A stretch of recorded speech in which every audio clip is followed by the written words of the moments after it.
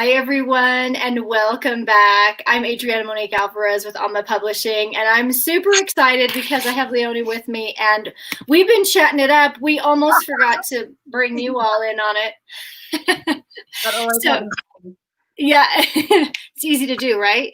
Yeah. So, first of all, tell us where you're joining from. I am in beautiful Brisbane in Queensland, Australia. I love it. I quite enjoyed Brisbane when we went. I was just like, oh, I like it here. And I kept finding all these things like, oh, I would like to bring the boys here. And so I have sweet memories. It's wonderful for kids. We moved, I was in Sydney for 10, I'm actually English. So I've moved across the world. And we were in Sydney for 10 years. And yeah, we just, with children, you want the community and the parks and the climate and all the things. And so, yeah, Brisbane for us has been, and we actually came because I co-parent my 11-year-old with his dad, who's divorced, but we co-parent really well. And they moved here, so we had to follow. So it was kind of this amazing, it wasn't our intention to move, but we ended up moving, and we're 2 streets away, and it's magical. Kids' school is on the end of the street. I mean, it's great. Okay, so this is so funny because one of the things I wanted to get to before we got here was I kept thinking her accent is not like all the other Australians, right? Yeah. Now I know why. Yeah, I call myself a peewee, right? Which is actually have a New Zealand passport. My whole family's British, but my grandfather was a missionary who was a big, incredible spiritual leader, and they traveled all over the world, preaching. And my mum was born in New Zealand, which gave her a passport, which gave me a passport. So technically, I'm not Australian either. I'm half Kiwi by fluke and British, so I'm a peewee. Oh my goodness, I love it. I love how we're all this collage, right? It's like we've got all kinds that goes into making who we are. Yeah. Oh my goodness. Yeah. I love it. So I think that, what you wrote about in the book, oh my God, this is talk about right here, right now. So will you share a little bit about what you wrote about and what inspired you to cover this topic? Absolutely. I wrote about, overcoming fear and returning to wholeness. And I feel like since COVID-19, the whole world has been gripped in fear. And we're being presented this extraordinary opportunity to really transmute that. Mm-hmm. And I'd love to share a story around, the hero's journey. There's a beautiful movie called Finding Jo, and it really looks at all heroes and heroines in all stories. And they have exactly the same thread, if you like, the same theme. And it's like you're initially separated from your current reality. And that can be through COVID-19 is a prime example of that. Suddenly everything you've ever known has changed and it's completely out of your control. So there's a real sense of separation. Mm-hmm. Then you have to be initiated. So you go on a journey and you think of Matrix, right? Neo gets taken to another realm. You think of Dorothy from The Wizard of Oz. The cyclone comes and takes her away, and she goes on this beautiful journey and meets all her friends.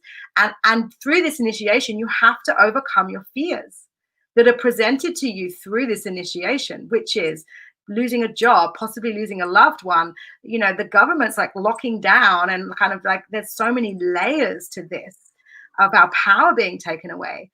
And then, of course, we process all of this and we awaken and we arise through that. And then we return home. We return to wholeness. We return to who we truly are. And what I wrote about was, we're not broken. We don't need to be fixed. We don't need to be healed. We simply need to return to our wholeness, which is our holiness. And Dorothy, she always had the power within, right? She just clicked her heels and she went home. But she didn't know that until she'd gone through her initiation.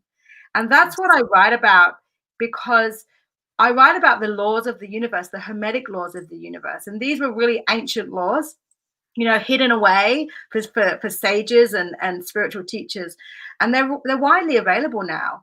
And really, when we start to embody these laws and we start to co-create with the universe, because we all know we are a tiny little blip, right?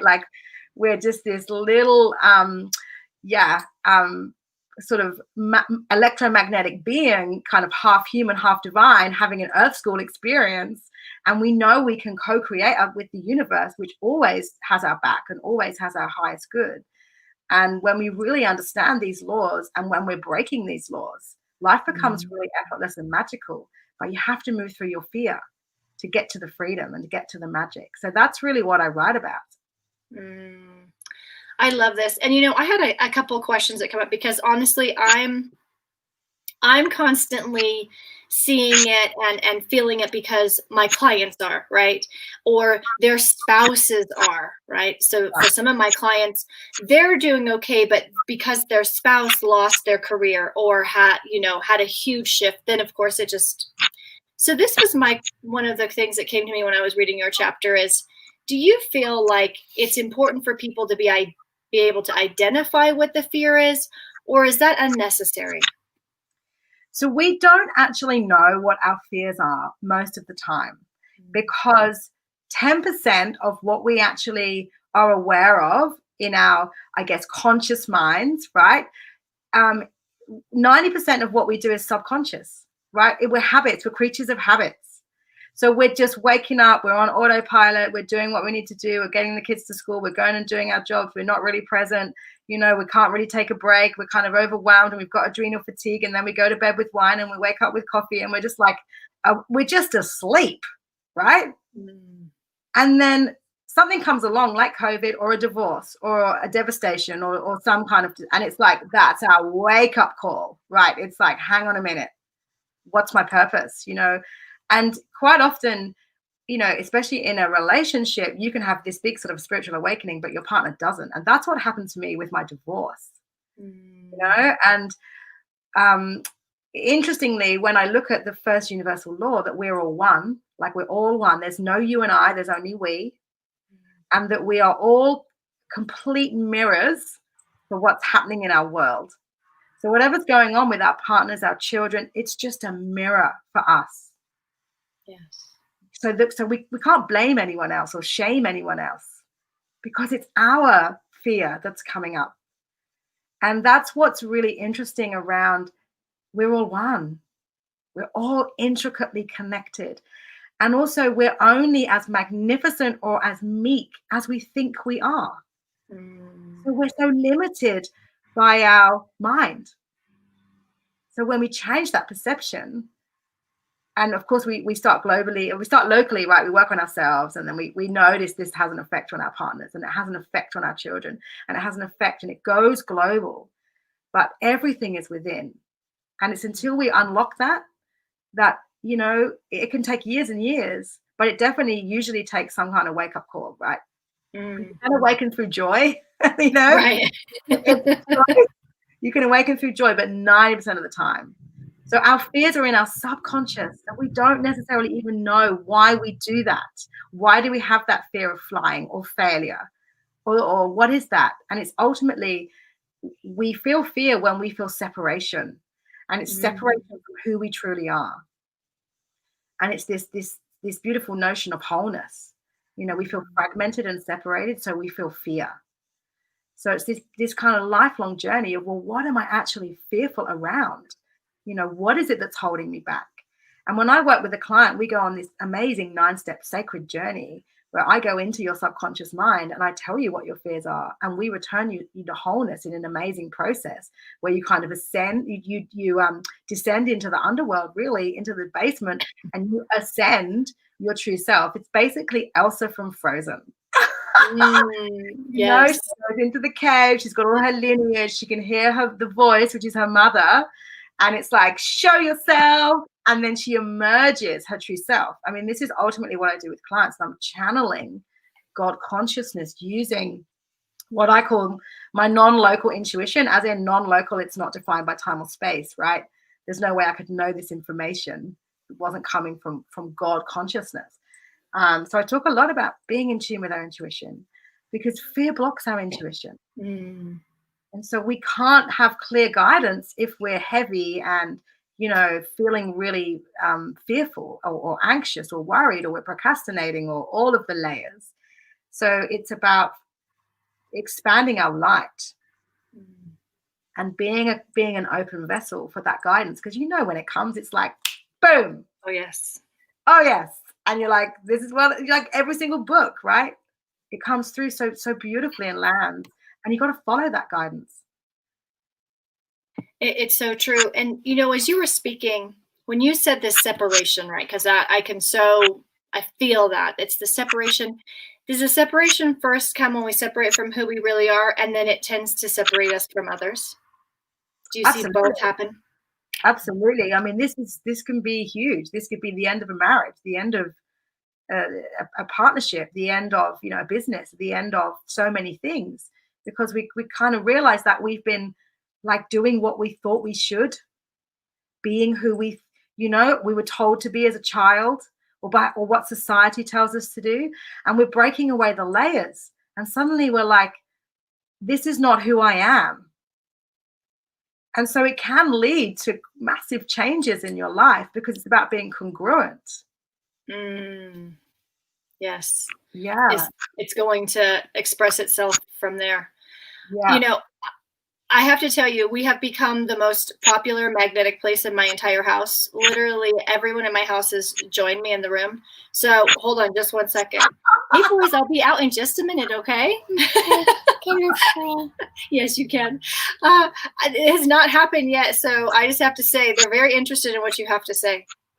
Kids are, so I taught kids for years. I taught kids yoga was my first business. They're so beautiful. They're so present. They have no fear. They're so in the moment. They're no judgment. They're beautiful, right? And we're born so whole and so pure and so limitless. And it's just, you know, in the society that we live in, we go to school and we're like, sit at a desk, do your work. You know, it's like we unconsciously shut our children down. And I loved working with children. And it was actually, it healed my heart after a divorce, a devastating divorce. It was working with children that really kind of, you know, I was really able to fill up my cup again and find connection again, because children are so divine. Really? They really are. They're our ultimate teachers. It's so true. I have to say this, you know, we arrived here in Colorado, where I'm from, about 2 weeks ago. And I lost a daughter 2 years ago, and my brother has a little girl now. And so I got to meet her for the first time when we arrived. And I tell you, just holding that little girl, and it was like this instant connection. It was just, she just waved at me like she'd seen me a million times and went with me.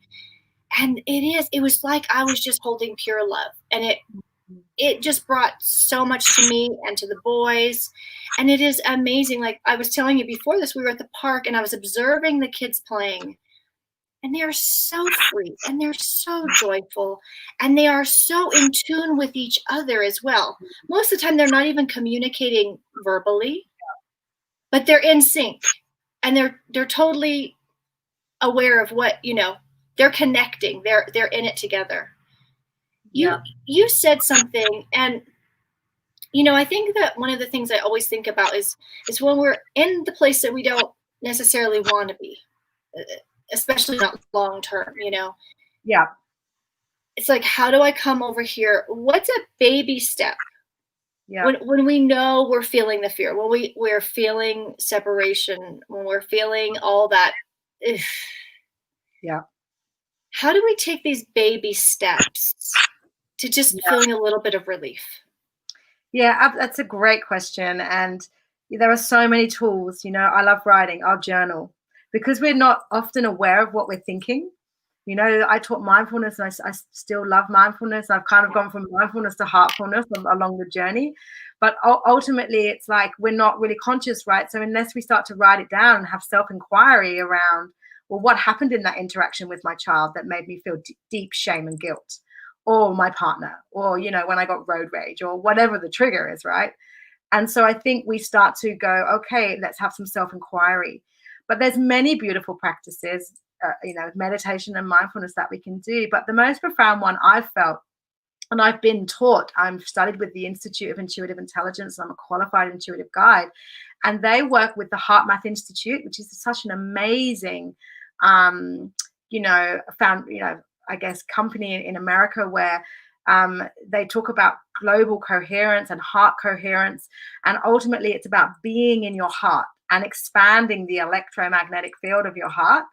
And you can go and follow them. I mean, they have this amazing program for kids, and they, you know, they're really, like, you can even buy a little device that actually looks at your looks at that electromagnetic field and talks about how your kind of vibration is affecting your life, because everything around you in your world, the universe, is co-creating from your feeling state. And I spent many years teaching mindfulness and was like, it's about your mind, it's about your thoughts. There are, sparks of energy. And actually, it's when we look at research, and I love the science meets spirituality, it's our heart. It's our heart that holds the key to our power. It's our heart that's telling our brain the emotion of how to feel to then have that reaction. So tuning into your heart is the most powerful way to start to overcome that fear, because we can only have love and compassion in our heart. We have fear and judgment and resentment in our head. It can't live in our heart. Yes, we can feel deep grief in our heart with loss. Yes, we can process so much emotion in our heart, but ultimately our heart can only feel love, the highest vibration. So I practice something called heart congruence from the HeartMath Institute. And it's a beautiful practice. And it's been developed by the Institute as well. We call it heart coherence because it's about being, heart congruence because it's about being congruent. So it's literally just placing your hand on your heart and thinking about that stressful thought or feeling or sensation, could be a physical pain in your body, and rating that from 1 to 10. 10, it's really intense, or it's, I'm a 5, but it's just hand on the heart, signifying that you're safe, and then really cultivating a deep sense of gratitude and conjuring up images in your mind of people, places, fawns in your garden, kids playing on the beach, sunshine on your face, whatever it is that's allowing you to transmute this feeling of gratitude and love and freedom and joy, and really focusing on that, really cultivating all your energy so that you're really consumed by this feeling of gratitude and appreciation. And after you do this for a few minutes, you actually notice that you go back and rate that thought, fear, sensation. It's gone down. It's actually gone down. And when I work with a client, we make sure it gets down to a 2 or lower. And then that fear has then been reprogrammed, if you like. It's a constant practice, but the more you do it, that fear just becomes less and less dominant. And you're really reprogramming yourself to return to wholeness, to return to love. And so it's really powerful. It's something I do as often as possible. And, it's got all these amazing health benefits, like it shortens your telomeres, right? So anyone in their 40s, it prevents aging. It has these amazing health benefits. And so the power of our heart is so incredible. Our intuitive heart is so wonderful. And I think we spend so much time thinking from our cranial brain. Like, we can't practice forgiveness from our cranial brain. It's not possible. It's only in our heart. We can only be compassionate in our heart. It's so powerful. And we don't know this because we've been taught it's all about our mind. So what does your heart say in this moment? It knows the way home to your truth. I love this. It's so true. Everything you said, it's like, yes, that can really only be felt here. We can only get there from here. Now, tell me a little bit. I know that you have this great process and program. Tell me a little bit about that. So Heartfulness is actually due to launch today, but I've got 2 beautiful women jump in at the last minute as this happens, and there's a bit of pre-reading to do. So it's now next week. So it launches next week with so far 5 beautiful women. And it's a beautiful group program where we meet online and I'm teaching live. So it's a live lecture, if you like, and then it's always followed with a practice. Because the way Heartfulness, which is the name of my program, works, is we have to embody the teachings. We have to understand it, like our brain understands the words. And I know that the student will only absorb 10%. It's how we're wired. So it's about embodying that. Like, what does it mean to harness our intuition? How do we even access our intuition? And then how do we learn to trust that? And we do focus on the Hermetic laws and what they mean and how we can embody those laws. How can we embody that all is one? And, we need to change the limited perception of our mind, right? To change our reality. And the second law is, what's going on internally is a complete reflection of your external world. Everything in your external world is really reflecting how you're feeling, as above, so below. It's this beautiful. And so when we're having a challenging moment, it's about, okay, have that, feel that, acknowledge that, but change that vibration, because that's what you're radiating out to create more of. And then the third law is the law of vibration. We are energetic beings. We are just appear really solid because we're moving particles of matter, and we're moving very slowly. So we're formless. We're pure consciousness. And when we kind of really understand that, we really take care of our energy and our vibration above anything else. Sleep, nourishment, sacred intimacy, being present with your children, whatever it is. When we rest, we rise. And this is the divine feminine coming out right now. This beautiful blend of masculine and feminine energy in this new age of Aquarians, this change of the old paradigm. Like, this is the awakening.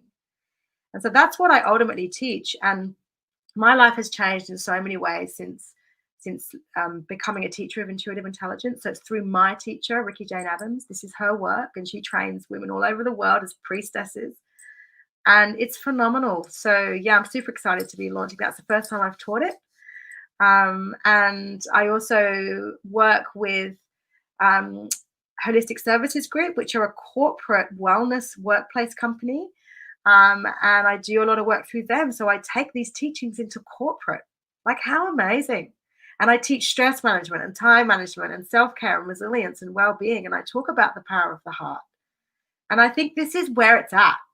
These opportunities that come to me effortlessly, because I'm working on my vibration each day. I'm like, increase my power to serve, bring me more speaking gigs, bring me more writing opportunities. Awakening, such a great story. I was asked to be in the book, and I had my 3 kids home, lockdown. I was like, I can't write. Like, I've already written and published a book.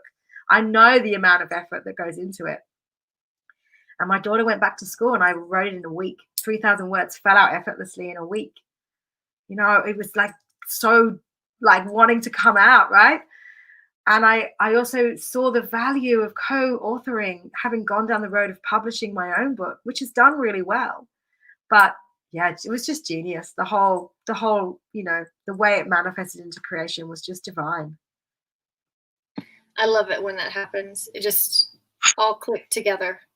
Yeah, it was amazing. And I was writing it next to my 11-year-old who's doing his work, because he was still at home, but my daughter was able to go back first. They staggered it here. But yeah, it was just, and the minute, because we were literally waiting, like, when are the kids going back? Like, this was so out of your control. And yeah, it was the most joyful. And it really got me back into my power as well.